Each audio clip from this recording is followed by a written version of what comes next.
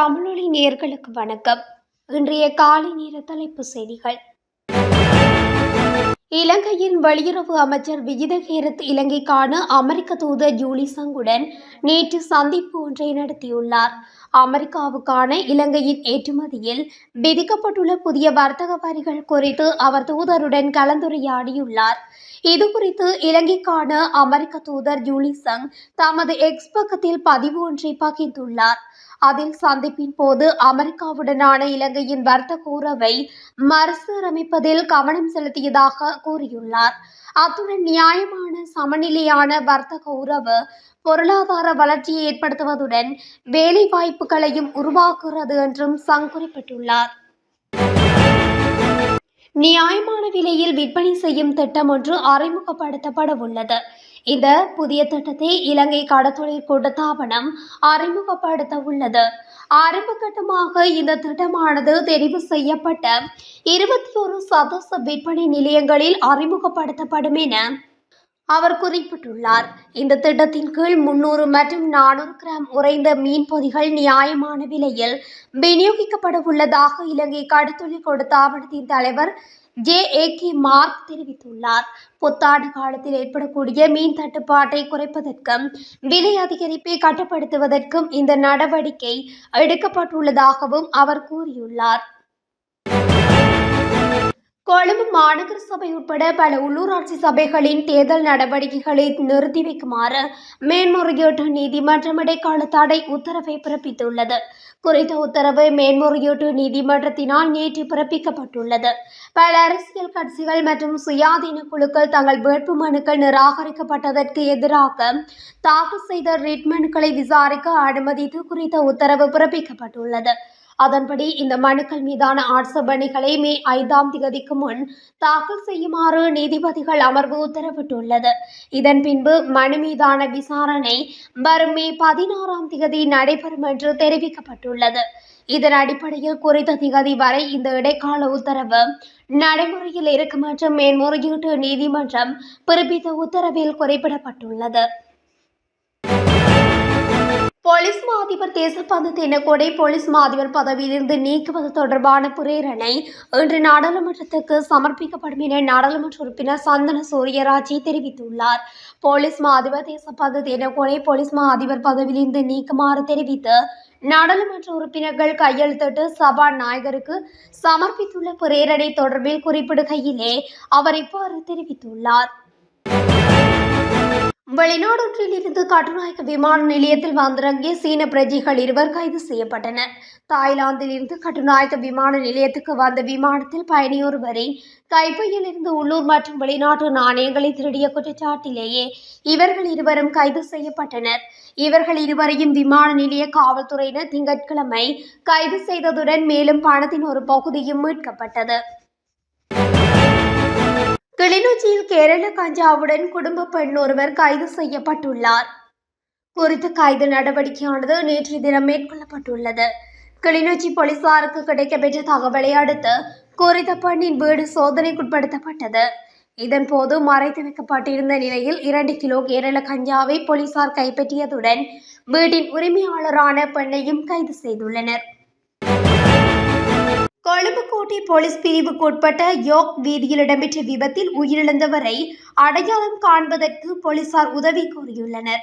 பேருந்தில் மோதி உயிரிழந்த குறித்த நபரை அடையாளம் காண்பதற்கு கோட்டை போலீசார் இவ்வாறு பொது மக்களிடம் உதவி கோரியுள்ளனர். இந்த விபத்து கடந்த பிப்ரவரி மாதம் 7ஆம் தேதி இடம்பெற்றுள்ளது. உயிரிழந்தவர் தொடர்பில் இதுவரை எந்தவித தகவல்களும் கிடைக்கவில்லை என போலீசார் தெரிவித்தனர். 45 முதல் 50 வயது மதிக்கத்தக்க 5 அடி உயரமுடைய நபரை இவ்வாறு உயிரிழந்ததாகவும் போலீசார் தெரிவித்தனர். கொழும்பு கட்டுநாயக்க விமான நிலையத்தில் 8,40,00,000 ரூபாய் பெறுமதியான வெளிநாட்டு சிகரெட்டுகளுடன் 4 சந்தேகநபர்கள் விமான நிலைய சுங்க அதிகாரிகளால் நேற்று திங்கட்கிழமை காலை கைது செய்யப்பட்டனர். இதன்போது விமான நிலைய சுங்க அதிகாரிகளால் மேற்கொள்ளப்பட்ட சோதனையில் சந்தேக நபர்கள் கொண்டு வந்த 15 பயணப்பொதிகளில் இருந்து 5,60,000 வெளிநாட்டு சிகரெட்டுகள் அடங்கிய 2,800 சிகரெட் கார்ட்டூன்கள் கைப்பற்றப்பட்டுள்ளன. கொழும்பு துறைமுகத்தில் அமைந்துள்ள கொழும்பு மேற்கு சர்வதேச முனையத்தின் செயற்பாடுகளை ஆரம்பிப்பதாக அதானி துறைமுகங்கள் மற்றும் சிறப்பு பொருளாதார மண்டல லிமிடெட் அறிவித்துள்ளது.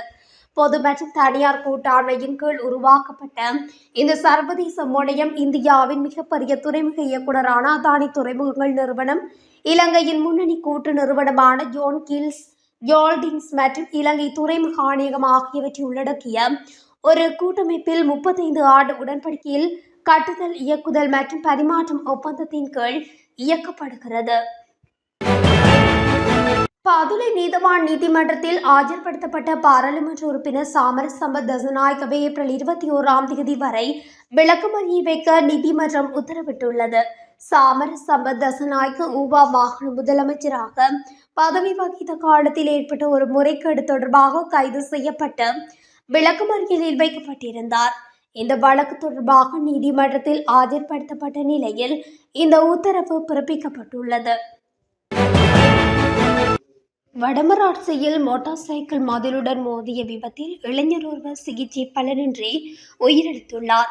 மந்திகை மடத்தடி பகுதியில் நேற்று முன்தினம் சனிக்கிழமை இரவு 10 மணியளவில் மோட்டார் சைக்கிள் மதிலுடன் மோதிய விபத்தில் இளைஞர் ஒருவர் படுகாயமடைந்து பருத்தித்துறை ஆதார வைத்தியசாலையில் அனுமதிக்கப்பட்டுள்ளார்.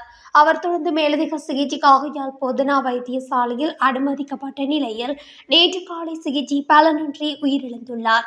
உயிரிழந்த இளைஞர் நெல்லியடி நகர பகுதியில் தனியார் நிறுவனத்தில் பணிபுரிந்து வந்துள்ளார். அல்வாய் கிழக்கு பகுதியைச் சேர்ந்த பிரபாகரன் பிரணவன் வயது 25 என்ற இளைஞரே இவ்வாறு உயிரிழந்துள்ளார். கடந்த வாரம் 28 முதல் 30 ரூபாய் வரை விற்கப்பட்ட முட்டையின் விலை இந்த வாரம் 4 முதல் 6 ரூபாய் வரை அதிகரித்துள்ளதாக சந்தை வட்டாரங்கள் தெரிவித்துள்ளன.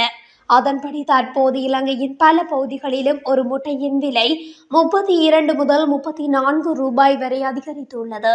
சித்திரை புத்தாண்டு காலம் ஆரம்பித்துள்ளதுடன் முட்டைகளுக்கான தேவையும் அதிகரித்துள்ளது.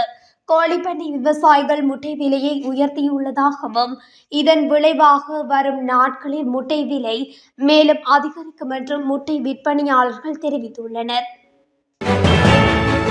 இந்த ஆண்டின் மார்ச் மாதத்தில் மாத்திரம் 2,29,298 சுற்றுலா பயணிகள் இலங்கைக்கு வருகை தந்துள்ளதாக தகவல் வெளியாகியுள்ளது. இலங்கை சுற்றுலா அபிவிருத்தி அதிகார சபை வெளியிட்டுள்ள அறிக்கையில் குறித்த விடயம் தெரிவிக்கப்பட்டுள்ளது. அதன்படி மார்ச் மாதத்தில் 1ஆம் தேதி முதல் 7ஆம் தேதி வரையான காலப்பகுதியில் அதிகபட்ச சுற்றுலா பயணிகள் வருகை பதிவாகியுள்ளது. குறித்த காலப்பகுதியில் 53,113 சுற்றுலா பயணிகள் நாட்டுக்கு வருகை தந்துள்ளதாக சுட்டிக்காட்டப்படுகின்றது.